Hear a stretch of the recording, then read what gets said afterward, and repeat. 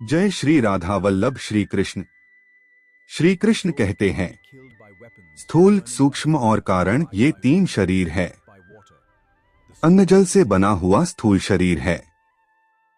यह स्थूल शरीर इंद्रियों का विषय है। इस स्थूल शरीर के भीतर 5 ज्ञानेंद्रिया, 5 कर्मेंद्रिया, 5 प्राण, मन और बुद्धि, इन 17 तत्वों से बना हुआ सूक्ष्म शरीर है।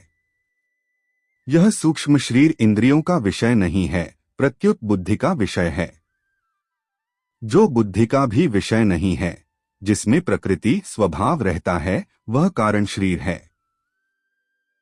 इन तीनों शरीरों पर विचार किया जाए तो यह स्थूल शरीर मेरा स्वरूप नहीं है, क्योंकि यह प्रतिक्षण बदलता है और जानने में आता है। सूक्ष्म शरीर भी बदलता है और जानने में आता है, अतः यह भी मेरा स्वरूप नहीं है। कारण शरीर प्रकृति स्वरूप है, पर देही मेरा स्वरूप प्रकृति से भी अतीत है, अतः कारण शरीर भी मेरा स्वरूप नहीं है।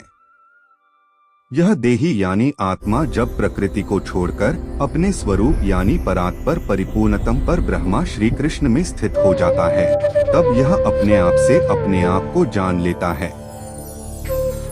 यह जानना सांसारिक वस्तुओं को जानने की अपेक्षा सर्वथा विलक्षण होता है, इसलिए इसको आश्चर्यवत पश्यति कहा गया है।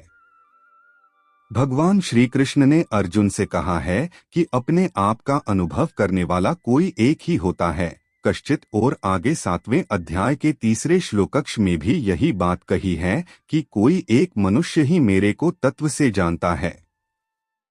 कश्चिन वेत्ति तत्वतः। इन पदों से ऐसा मालूम होता है कि इस अविनाशी तत्व को जानना बड़ा कठिन है, दुर्लभ है, परंतु वास्तव में ऐसी बात नहीं है। इस तत्व को जानना कठिन नहीं है, दुर्लभ नहीं है, प्रत्युत इस तत्व को सच्चे हृदय से जानने वाले की इस तरफ लगने वाले की कमी है। यह कमी जानने की जिज्ञासा कम होने के कारण ही है। आश्चर्यवद्वत्ति तथैव चान्यः, इसे ही दूसरा पुरुष इस देही यानी आत्मा का आश्चर्य की तरह वर्णन करता है, वयो कि यह तत्व वाणी का विषय नहीं है।